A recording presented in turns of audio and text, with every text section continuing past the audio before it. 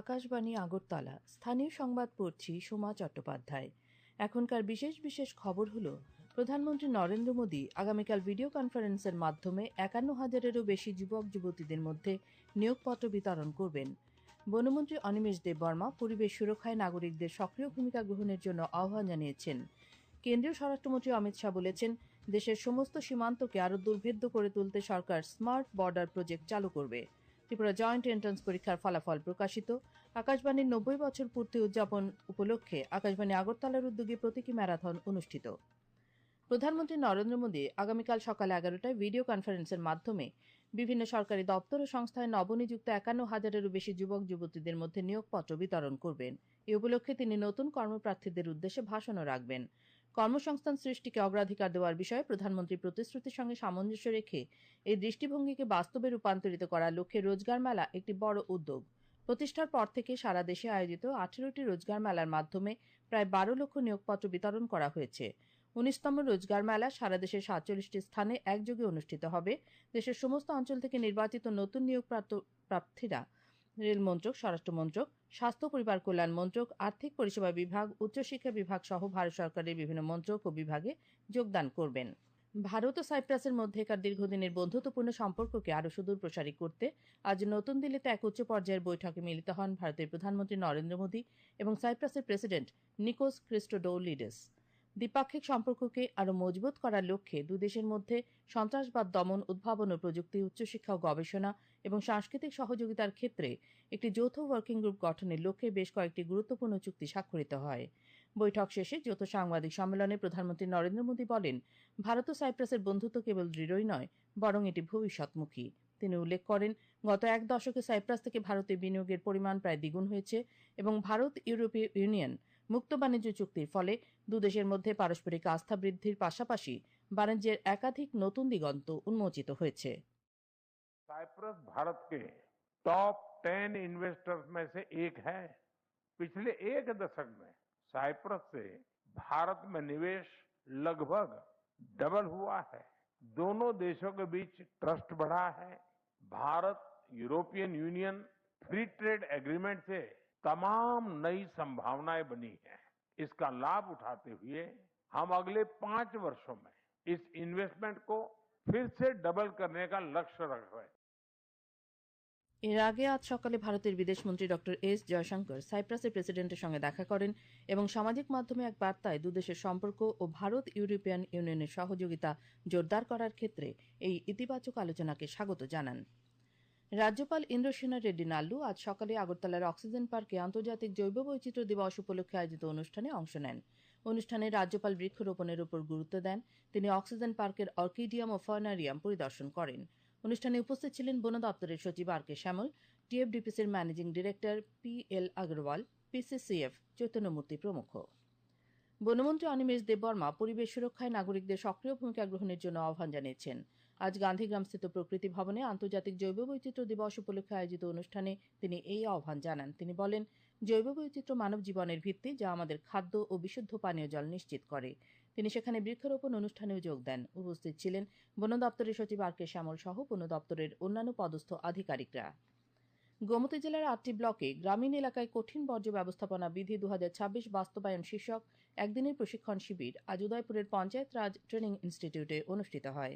প্রশিক্ষণ শিবিরে গোমতী জেলার অতিরিক্ত জেলাশাসক সঞ্জিত দেববর্মা গ্রামীণ এলাকায় স্বাস্থ্যকর পরিবেশ গড়ে তুলতে এবং দূষণ নিয়ন্ত্রণে কঠিন বর্জ্য ব্যবস্থাপনার কার্যকর বাস্তবায়ন অত্যন্ত গুরুত্বপূর্ণ বলে অভিমত ব্যক্ত করেন।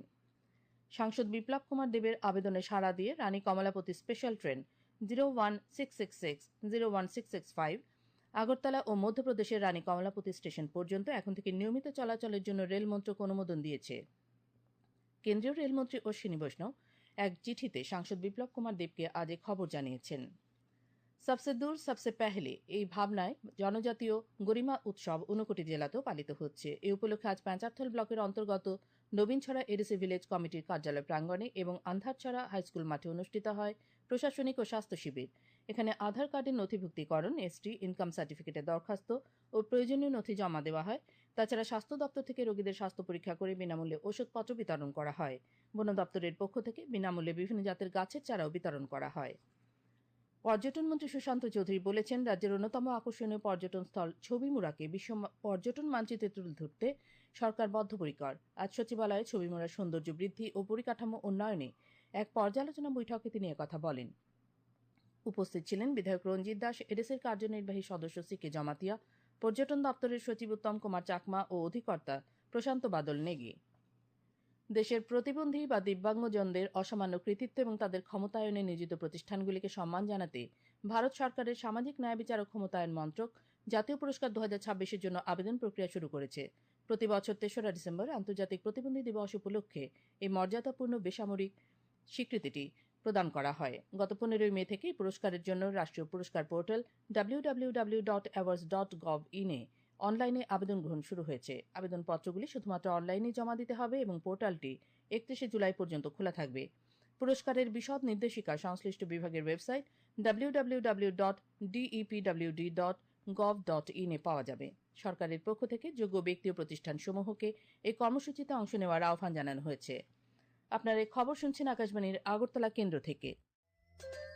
কেন্দ্রীয় স্বরাষ্ট্রমন্ত্রী অমিত শাহ বলেছেন, দেশের সমস্ত সীমান্তকে আরো দুর্ভেদ্য করে তুলতে সরকার স্মার্ট বর্ডার প্রজেক্ট চালু করবে। আজ নতুন দিল্লিতে বিএসএফ এর অলংকরণ অনুষ্ঠানে বক্তব্য রাখার সময় শ্রী শাহ বলেন, এই প্রকল্পটি ড্রোন, রাডার, ক্যামেরা এবং অন্যান্য প্রযুক্তিগত সম্পদে সজ্জিত হবে। তিনি আরো জানান, আগামী 1 বছরের মধ্যে স্মার্ট বর্ডার কনসেপ্টের আওতায় সীমান্তরক্ষী বাহিনীর নিরাপত্তা ব্যবস্থার সঙ্গে সব ধরনের প্রযুক্তিকে একীভূত করে একটি দুর্ভেদ্য সীমান্ত নিরাপত্তা কাঠামো গড়ে তোলার কাজ এগিয়ে চলছে। তিনি বলেন, দুর্বলতা এবং একাধিক চ্যালেঞ্জ থাকা সত্ত্বেও বিএসএফ ক্রমাগত দেশের গৌরব রক্ষা করে চলেছে। অবৈধ অনুপ্রবেশ, মাদক চোরাচালান, জাল নোটের প্রচলন এবং অস্ত্র ও ড্রাগস চোরাচালান সহ নিরাপত্তার কথাও তিনি তুলে ধরেন। স্বরাষ্ট্রমন্ত্রী একটি আরও সমন্বিত এবং ব্যাপক নিরাপত্তা কাঠামোর প্রয়োজনীয়তার উপর জোর দেন এবং রাজ্য পুলিশ, কেন্দ্রীয় সশস্ত্র বাহিনী, গোয়েন্দা সংস্থা এবং স্থানীয় প্রশাসনের মধ্যে বৃহত্তর সমন্বয়ের আহ্বান জানান। ত্রিপুরা জয়েন্ট এন্ট্রান্স পরীক্ষার ফলাফল আজ প্রকাশিত হয়েছে। আগরতলার শিক্ষা ভবনে এক সাংবাদিক সম্মেলনে ত্রিপুরা জয়েন্ট এন্ট্রান্স বোর্ডের চেয়ারম্যান ড শুভদীপ পাল জানান, কাট অফ মার্কস অনুযায়ী পিসিএম গ্রুপের মেধা তালিকায় রয়েছে 1745 জন এবং পিসিবি গ্রুপে 3684 জন। পিসিএম গ্রুপে প্রথম হয়েছে শ্রীকৃষ্ণ মিশন স্কুলের অর্ঘ্যজ্যোতি সাহা, দ্বিতীয় বিলোনিয়া সরকারি ইংরেজি মাধ্যম স্কুলের অনিমেষ সরকার ও তৃতীয় শিশুবিহার স্কুলের আকাশ চৌধুরী। পিসিবি গ্রুপে প্রথম মডার্ন হায়ার সেকেন্ডারি স্কুলের বৈভব রায়, দ্বিতীয় শিশুবিহার স্কুলের আকাশ চৌধুরী ও তৃতীয় শিশুবিহার স্কুলেরই ছাত্র অর্ণব মিত্র। উত্তর ত্রিপুরা জেলা শাসকের কার্যালয়ে জনগণনা 2027 বিষয়ে প্রশিক্ষণ কর্মশালা আজ শুরু হয়েছে। সূচনা করেন জনগণনার রাজ্য অধিকর্তা রতন বিশ্বাস। উপস্থিত ছিলেন উত্তর জেলার সহকারী জেলা শাসক বিজয় সিনহা, জনগণনা সহকারী অধিকর্তা শুভজিৎ দেবরায় প্রমুখ। জল জীবন মিশন প্রকল্পের মাধ্যমে প্রতিটি বাড়িতে নিরাপদ পানীয় জল পৌঁছে দেওয়ার লক্ষ্যে আজ উদয়পুরের গোমতী জেলা শাসক কার্যালয়ে এক পর্যালোচনা বৈঠক অনুষ্ঠিত হয়। বৈঠকে প্রকল্পের অগ্রগতি, পানীয় জলের সংযোগ প্রদান, পাইপলাইন সম্প্রসারণ এবং চলমান কাজের গুণগত মান নিয়ে বিস্তারিত আলোচনা হয়। প্রধানমন্ত্রী নরেন্দ্র মোদী আগামী 31 মে রবিবার সকাল 11টায় আকাশবাণীর মন কি বাত অনুষ্ঠানে দেশ বিদেশের জনগণের সঙ্গে মত বিনিময় করবেন। এটি হবে মন কি বাতের 134তম পর্ব। প্রধানমন্ত্রী জনগণকে তাদের সুচিন্তিত চিন্তাভাবনা মন কি বাতে জানানোর আহ্বান জানিয়েছেন। মাইগভ ওপেন ফোরামে এবং নরেন্দ্র মোদী অ্যাপে জনগণ তাদের মতামত পাঠাতে পারবেন। এছাড়াও টোল ফ্রি নম্বর 1800117800 নম্বরে কল করে হিন্দি বা ইংরেজিতে মতামত রেকর্ড করানো যাবে। তাছাড়া 1922 নম্বরে মিস কল দিয়ে যে লিঙ্ক পাওয়া যাবে তাতেও মতামত জানানো যাবে। ফোন লাইন এ মাসের 29 তারিখ পর্যন্ত খোলা থাকবে। আকাশবাণীর 90 বছর পূর্তি উদযাপন উপলক্ষে আজ আকাশবাণী আগরতলার উদ্যোগে একটি প্রতীকী ম্যারাথনের আয়োজন করা হয়। আকাশবাণী আগরতলার উত্তর গেট থেকে এই ম্যারাথন শুরু হয়ে গান্ধী মূর্তি পর্যন্ত গিয়ে পুনরায় অফিস প্রাঙ্গণে ফিরে আসে। ম্যারাথনের সূচনা করেন আন্তর্জাতিক খ্যাতিসম্পন্ন জিমন্যাস্ট দীপা কর্মকার এবং দ্রোণাচার্য পুরস্কারপ্রাপ্ত প্রশিক্ষক বিশ্বেশ্বর নন্দী। আকাশবাণীর 90 বছরের গৌরবময় পথ চলাকে স্মরণ করে আয়োজিত প্রতীকী ম্যারাথনে আকাশবাণীর আধিকারিক, কর্মী, শিল্পী, শ্রোতা এবং বিভিন্ন স্তরের ক্রীড়াপ্রেমী মানুষ অংশগ্রহণ করেন। অনুষ্ঠানের মাধ্যমে সুস্থ জীবনযাপন, সামাজিক সম্প্রীতি এবং আকাশবাণীর ঐতিহ্যবাহী ভূমিকার বার্তা তুলে ধরা হয়। ত্রিপুরা ক্রিকেট অ্যাসোসিয়েশন পরিচালিত মেয়েদের ঘরোয়া ক্রিকেট প্রতিযোগিতায় আজ 4টি খেলা হয়। নরসিংগড়ের টিআইটি মাঠে অনুষ্ঠিত খেলায় আগরতলা কোচিং সেন্টার 214 রানে রয়্যাল কোচিং সেন্টারকে, নরসিংগড়ের পিটিএ মাঠে নিউ প্লে সেন্টার 39 রানে রামনগর স্পোর্টিং ক্লাবকে, এমবিবি স্টেডিয়ামে ইউনাইটেড ফ্রেন্ডস 3 উইকেটে সোলিঙ্গো ক্লাবকে এবং মোহনপুরের তালতলা মাঠে মডার্ন ক্রিকেট একাডেমি 4 উইকেটে চাম্পামুড়া কোচিং সেন্টারকে পরাজিত করে। শেষ করার আগে খবরের বিশেষ বিশেষ অংশগুলো আরেকবার পড়ছি।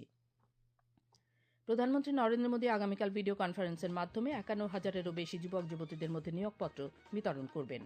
বনমন্ত্রী অনিমেষ দেববর্মা পরিবেশ সুরক্ষায় নাগরিকদের সক্রিয় ভূমিকা গ্রহণের জন্য আহ্বান জানিয়েছেন। কেন্দ্রীয় স্বরাষ্ট্রমন্ত্রী অমিত শাহ বলেছেন, দেশের সমস্ত সীমান্তকে আরও দুর্ভেদ্য করে তুলতে সরকার স্মার্ট বর্ডার প্রজেক্ট চালু করবে। ত্রিপুরা জয়েন্ট এন্ট্রান্স পরীক্ষার ফলাফল প্রকাশিত।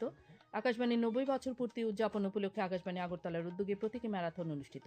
স্থানীয় সংবাদ আজকের মতো শেষ হলো। পরবর্তী বাংলা স্থানীয় সংবাদ প্রচারিত হবে আগামীকাল সকাল 7টা বেজে